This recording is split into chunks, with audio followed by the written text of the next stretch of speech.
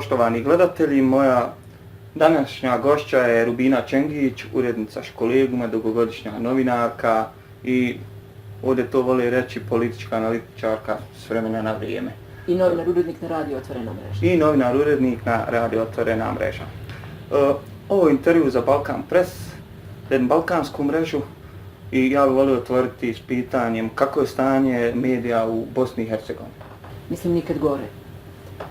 Novce sve manje, profesionalne odgovornosti također sve manje i ne znam uopšte kako ćemo izaći iz ovoga. Imamo recimo situaciju da većina vlasnika medija uz mediji posjeduje još neki biznis i njima zapravo mediji mahom služe za zaštitu tog biznisa, a ne za neki javni interes koji je zapravo osnovna funkcija medija. Imamo sve manje i manje novca za marketing koji je jedini zdravi prihod za medije i taj novac za marketing dolazi iz kompanija koje su uglavnom pod političkom kontrolom.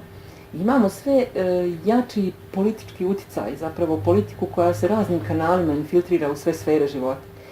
I imamo činjenicu koja traje već nekoliko godina, a to je dosta intenzivno zatvaranje institucija za medije. Naime, institucije sve svoje obaveze prema medijima, odnosno prema javnosti koje ispunjavaju preko medija, sve manje i manje izvršavaju, nalaze sve više i više načina da izigraju zakon o slobodi pristupa javnim informacijama i mislim da je situacija puno gora nego ikada sad. Evo mi imamo još uvijek tu javne servise, imamo, vi ste spomenuli, privatne servise. Kako je onda stanje na javnim servisima? Oni ne posjeduju, recimo, dodatnu firmu ili da li tu imamo utjecaj? Stanje je vrlo loše zato što prvo mi imamo strašno puno privatnih medija, javnih medija. I to ne samo televizije, nego mi imamo javne i printane medije. Strašno ih je puno. Oni su svi pod političkom kontrolom jer se finansiraju iz budžeta. Osim ovih javnog sistema emitovanja koji imamo, to je ova mreža BHT i entitetske televizije. Oni su dakle javni sistem emitovanja, regulisan posebnim zakonom, koji nikada do kraja nije ispoštovan. Odnosno ne do kraja, nego većina tog zakona nije ispoštovana. Ti javni servisi unutar sistema imaju ogromna dugovanja jedni prema drugima. Potpuno je nedefinisano upravljanje. Oni su često bez potpune uprave. U federalnoj televiziji imate direktora koji istekao mandat, čini mi se barem prije 10 godina, možda i više. BHT nema upravni odbor, nikada nije formirana korporacija. Naplata RTV takse ide vrlo kilavo. Dok u Republici Srpskoj onima koji ne plate RTV taksu oduzmu svinju ili veš mašinu, dotle u Federaciji imate političare koji promovišu neplaćanje radiotelevizijske pretplate, koja zapravo nije pitanje posjedovanja, nije pitanje gledanja određenog programa, nego pitanje opšte posjedovanja televizije, televizijskog prijemnika. Imate jednu atmosferu unutar samih radio-televizija, unutar javnog sistema emitovanja. Ljudi su uplašeni, imaju neke plate, nisu im plaćeni doprinosi godinama, ne mogu ovjeriti knjižice. Takva jedna situacija neminovno proizvodi i određen stepen autocenzure. Imate nove televizije koje dolaze, koje povlače k sebi za veće plate prepoznatljiva lica. Dakle, na taj način nekako uništavaju identitet tih televizija. Te televizije ne uspijevaju da zadrže svoje ljude jer nemaju čime da ih plate ili na drugi način zadrže. Mislim da je situacija u javnom servisu, govorimo ova tri najveća i najvažnija, vrlo haotična i vrlo teška.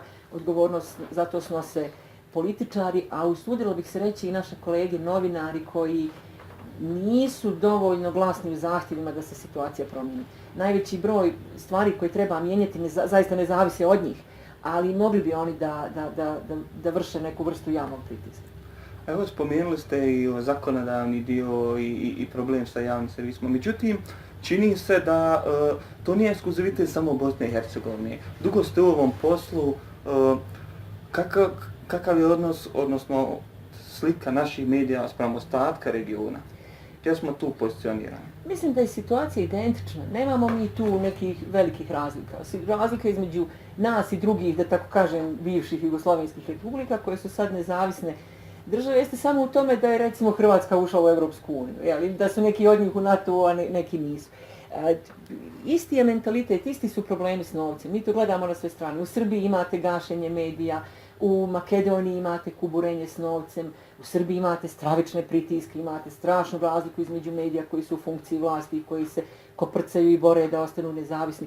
U Hrvatskoj također imate takvu situaciju. Imate ogromni broj novonastalih portala koji se uglavnom bave copy-paste novinarstvom. Za većinu njih nemate pojma ko su vlasnici, ko stoji iza njih, koji je to njihov interes u tom nekom medijskom prostoru. Gotovo je to identično na svim stranama i mislim da na svim stranama se i vlast gotovo identično ponaša prema medijima. Ja sam prije mjesec ili dva pisala neki tekst za Globus, nešto mi je bilo zanimljivo iz Bosne i Hercegovine, ali generalno prati medije. To je sve što bi rekli jezikom ulice u 5 deka. Evo, nadovezujući se na ovo prethodno pitanje, postoji ta odnos mediji spram medijima i odnos bosansko-hercegovačkog društva spram medija u regionu. Kakav je zapravo to odnos? Kakva je percepcija našeg stanovništva, naših medija prema, ne znam, zagrebačkim ili beogradskim medijima? Kakve nam informacije uopšte dolaze? Ma ovako, mislim da svi mediji na svim stranama strašno kubure s novcem i niko od njih nema novca da plati nekog ozbiljnog dopisnika iz neke druge države da bi sad ozbiljno pratio. Pritom svima nama je kao običnim građanima vrlo zanimljivo šta se dešava u susjednim državama jer mi smo nekako još uvijek spojeni. Spojeni smo što poznanstvima, prijateljstvima, spojeni smo i interesima. Zanima nas šta se dešava sa nekim kompanijama, šta se dešava u zdravstvu, u Srbiji, u Hrvatskoj, kako su ljudi riješili neke probleme, da li su njihova rješenja primjenjiva kod nas. Jednostavno, dakle, ta višedecenijski zajednički život je nas i dalje ostavio usmjerenim jedni na druge. I informacije prije par godina govore da se recimo mediji iz Hrvatske u Bosni i Hercegovini prodaju mnogo bolje nego bosansko-hercegovački mediji. Također i mediji iz Srbije. Imate prigovore onih lokalnih medija, da ti mediji koji, da kažemo, operišu na području cijele bivše Jugoslavije, odvlače dio marketinškog kolača u susjedne države, jer oni zapravo preduzećima koja sa svojim proizvodima nastupaju na prostoru cijele bivše Jugoslavije, nude za isti novac, nude veću vidljivost na širem tržištu i tako dalje. Dakle, to su i dalje dosta nekako spojeni problemi. Naši ljudi vole da čitaju šta se dešava u susjednim zemljama. Mediji u Bosni i Hercegovini se trude koliko mogu da donesu te priče iz susjednih država, ali opet to sve ide teško zato što nema novca da platite ozbiljne dopisnike. I onda tu dolaze portali koji se bave, ne mogu da kažem svi, ali jedan dobar broj portala koji se bave tim copy-paste novinarstvom, što opet dovodi i do spinovanja i do lažnih informacija i tako dalje. Jer ako je vama jedan portal u bilo kojoj od ovih naših država u kojima se govori isti jezik, ako vam je plasirao neku lažnu vijest, ako ste je vi preuzeli i onda je stavili na svoj portal, na svoje društvene mreže i tako dalje, ta jedna lažna vijest je otišla i ona može da napravi nesagledive posljedice, da napravi strašnu buru u javnosti, nekako raznošenjem te neistine. Nedavno sam od Viktora Ivančića, bila je tu upravo konferencija o položaju medija, čuo zanimljivu stvar. On kaže, danas mediji cijeni prema onome što nije objavio. I tu dolazimo do pitanja cenzure, vi ste već spomenuli ranije i cenzuru i autocenzuru. Imamo i svež primjer. Oslobođenje nije htjelo da objavi kolumnu Borisa Dežulovića. Kako to komentarišete? Da li se cenzura svela pod nešto normalno u novinarstvu, odnosno u medijima? Ne želim da vjerujem da ona postaje nešto što je potpuno normalno i što je sastavni dio medijske zajednice u Bosni i Hercegovini i u regiji, iako bih voljela da govorim o Bosni i Hercegovini. Dakle, ne želim da vjerujem da je autocenzura i cenzura da su sastavni dio, ali oni neminovno postoje. Dakle, mi sad imamo taj primjer koji je bio široko vidljiv, jer svi, pogotovo mi iz medijske zajednice, volimo Oslobođenje, zanima nas šta oni objavljuju. Dakle, pratimo više medija, pa tako i Oslobođenje. I gotovo svi volimo Borisa Dežulovića, odnosno niko od nas nije ravnodušan prema njemu. Jedni ga volimo, drugi smo ljuti na njega, ali dakle, svi redovno čitaju ono što napišu. I ovo je zaista poražavajući primjer za vaše gledalce koji ne znaju o čemu se radi. Boris Dežulović je napisao jednu kolumnu u kojoj je napravio, ako sam ja dobro shvatila, u kojoj je napravio štos na osnovu izjave Bakira Izetbegovića na predizbornom skupu Redžepa Tayyipa Erdogana. Tad je Bakir Izetbegović rekao da se u svakih 100 godina desi da Bog pošalje jednog čovjeka na zemlju da spasi narod. To je kao prvo bio Alija Izetbegović, sad je to Erdogan. Dakle, ta izjava je data u danima Ramazana. A onda je Boris Dežulović napravio štos na tu izjavu i njegova kolumna nije objavljena. Vidjela sam izjavu glavne odgovorne urednice Oslobođenja Vildane Selimbegović koja je rekla da je odluka bila da ne vrijeđaju vjerska osjećanja muslimana. Dakle, za mene kao čovjeka je to poražavajuće. Vi ćete odlučiti da ne vrijeđate vjerska osjećanja muslimana, jer smatrate da je neki tekst vrijeđanje nečijih vjerskih osjećaja, ali ćete objaviti izjavu člana predsjedništva ili predsjedavajućeg predsjedništva Bakira Izetbegovića koji vrijeđa inteligenciju cijelog svijeta kad kaže da je sam Bog poslao nekog političara na zemlju da spašava jedan narod ili naciju. Dakle, ovaj konkretan primjer kolumne Borisa Dežulovića Oslobođenja je zaista poražavajući za novinarstvo. Čini mi se da je poražavajući za širu društvenu zajednicu, jer se ništa posebno nije desilo. Mi smo malo po društvenim mrežama to komentarisali, mijenjali, možda se pojavilo u nekom mediju osvrt na to, ali ništa suštinski. U samom oslobođenju, kao oslobođenju se ništa suštinski nije desilo. Dakle, niko nije trpio nikakve posljedice. Čak će ljudi najnormalnije vjerovatno nastaviti da čitaju oslobođenje, ne razmišljajući o tome da li je to što je napisano istinito ili nije, da li je i šta nije objavljeno. I tačna je procjena Viktora Ivančića kad kaže da bi mi medije trebali objavljivati na osnovu onog, cijeniti na osnovu onog što nisu objavili, ali najšira medijska publika zapravo ne zna šta nije objavljeno. I ono do čega smo mi, ja ću reći, najdalje dobacili, jeste to da komentarišemo da se nekog javnog događaja u različitim medijima imate potpuno različite izvještaje. I kad pročitate izvještaj sa istog događaja u nekoliko različitih medija, pročitate, pogledate, poslušate, vi imate osjećaj da ti mediji izvještavaju sa potpuno različitih događaja. I to je, u jednu ruku, to je prihvatljivo, zato što svaki medij ima različitu publiku, ima različitu misiju djelovanja, cilja na različite interesne grupe i tako dalje. Ali neka stvar bi morala biti nekako zajednička. Dakle, to je situacija koju mi trenutno imamo. Ona jeste zaista poražavajuća. I sad je do novinara, dakle više ne govorim uopšte o vlasnicima medija, sad je do novinara, pojedinaca, da zaštite svoje profesionalno dostojanstvo. I da shvate da su oni ti koji sa svojim znanjem, sa svojim referencama, sa kvalitetom svog rada nastupaju zapravo na medijskom tržištu.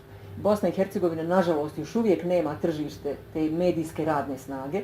Mi još uvijek nemamo neke transfere da, ne znam, jedan novinar bude plaćen 1.000.000 eura kao što je bila plaćena gospođa Hloverka Srzić, mislim, u Hrvatskoj za prelazak sa HRT-a na Novu, pa je valjda sudski spor u toku ili ona morala da vrati para jer nije izdržala godinu dana. Tako da mi nemamo te transfere, ima ih već i u Srbiji. Tamo je prije nekoliko godina jedna novinarka, sad da ne kažem pogrešno ime, za prelazak sa televizije TV Karć na jednu drugu ili sa druge na TV Karć također dobila neki veliki novac, bio pitanje, dakle, finansijski transfer. Mi u Bosni i Hercegovini to nemamo jer novca nema, ali bojim se da ćemo teško i doći u tu situaciju jer novinari pojedinci ne rade dovoljno na zaštiti vlastitog profesionalnog digniteta. A to je, znate, da ste profesionalni, da ste hrabri, da ste pošteni, da ne prihvatate da se urednik igra s vama, s vašim radom, s potpisom vašeg imena pod nešto što ste napisali, sa promjenama onog što ste uradili i tako. A mi to prečesto čujemo. Mislim, nije to toliko često, ali opet prečesto da bismo mogli mirno spavati. Mi smo društvo također koje obsesivno utvrđuje identitete već evo od rata pa na ovamo, recimo tako. Društvo opterećeno nacionalizmom. Vi ste spomenuli profesionalnu etiku, dostojanstvo i dignitet novinara. Sada ovdje imamo, kako kažemo, jednu kompleksnu situaciju. Da li mediji trebaju da uzmu čak neku misionarsku ulogu pa da učestvuju u procesu pomirenja ili samo trebaju da neutralno izvještavaju ono što se dešava? Ovako, zadaća medija je, osim što izvještavaju i zabavljaju, i da educiraju. To je dakle jedno.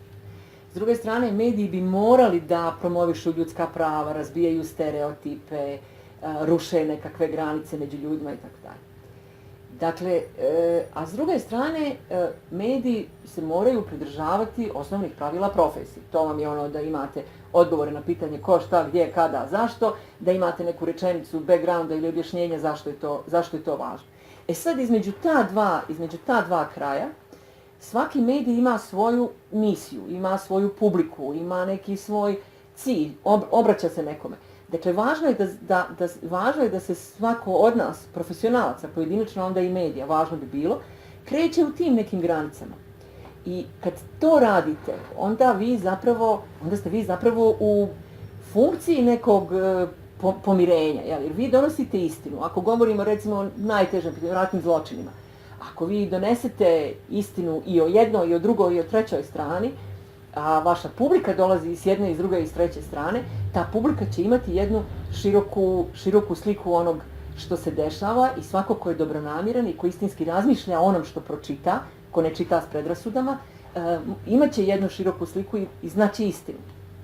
Za mene bi to nekako bila osnovna zadaća. Evo za kraj, upoznat sam da se trenutno bavite jednim projektom, pa vas molim da i naše gledateljstvo upoznate s tim. Hvala za to pitanje, to mi se čini jako važnim. Dakle, osim što radim na Radio Otvorena mreža i na Taluš kolegijum, dakle, Radio Otvorena mreža promoviše aktivnosti u okviru USAID-evog projekta za pomoć profesionalnim medijima. Dakle, to je projekat koji je počeo prošle godine, trajaće 5 godina, na raspolaganju ima $5 miliona. Najveći dio će zaista otići u medije u Bosni i Hercegovini. Ima nekoliko pravaca djelovanja u okviru tog projekta. Jedan je pomoć profesionalnim medijima za proizvodnju sadržaja koje oni inače proizvode. Drugi je pravna pomoć za novinare koji u svom radu ne prekrše zakon, a dođu u situaciju da moraju da odu na sud. Treća su zajedničke aktivnosti medija i nevladinog sektora. To je neki razvoj medijske zajednice, eventualno lobiranje za izmjene zakona ili slično. I četvrti je jedan na kojem ja, recimo, najviše radim i koji je meni daleko najzanimljiviji, zove se Građani novinari, zapravo promocija ideje da građani postanu novinari. To je jedan, ja bih rekla, oblik aktivizma, neki malo odgovorniji oblik pisanja u odnosu na ono što radimo svi na društvenim mrežama. Radi se o tome da građani koji aktivno promatraju prostor oko sebe, a to bi bili studenti, novinari bez posla, aktivisti, ali i svi drugi koji onako širom otvorenih očiju posmatraju prostor oko sebe, mogu da pišu u različitim formama, na različite načine. Dakle, mogu da pišu, da snimaju sliku, zvuk, mogu da prave fotografije, mogu da prave video materijal. Mogu to da objavljuju na nekim platformama koje su njima dostupne, a mogu i na našoj platformi koja se zove inep.ba. Građani novinari, građani koji se nekako aktivnije posvete tom pisanju ili izvještavanju za platformu inep.ba ili za neke druge postojeće platforme, mogu da apliciraju za grantove u iznosu od $2,000 do $5,000 i taj novac mogu da upotrebi za edukaciju, nabavku opreme, putovanje za potrebe nekog izvještavanja itd. Čini mi se vrlo zanimljivim, zato što to može da bude podrška medijima, može da bude neki dodatni vektor medijima da im pokaže gdje nešto propuste, gdje nešto ne vide. Jer to su uglavnom stvari koje mediji ili ne vide, jer imaju puno posla, ili ne smiju da pišu o tome, ili ne žele ili smatraju da to nije dovoljno važno. A građani svojim pisanjem za inep.ba pokazuju da je to nešto što je jako važno za njih i samim tim bi trebalo da bude zanimljivo i za medije. Dakle, hvala vam što ste mi dali priliku da predstavim ovaj projekat. Vrlo mi je nekako važno. Važno mi je da je došao jedan neki nezavisni, ničim opterećen novac u medijsku zajednicu u Bosni i Hercegovini. Šalje ga američka vlada i ja se ovim putem koristim priliku da se zahvalim zapravo ljudima koji su prepoznali da je to potrebe, da je to važno za medije, a usto mi je jako važna ova aktivnost za građane novinare. Na zapadu već postoje mediji koji na društvenim mrežama imaju hashtagove predviđene upravo za građane novinare i prvenstveno u Americi. Ljudi mogu dok putuju na ulici da vide, ne znam, udes, nesreću, da to uslikaju i stave na društvene mreže sa određenim hashtagom i to mediji povlače i objavljuju kao svoj sadržaj sa terena.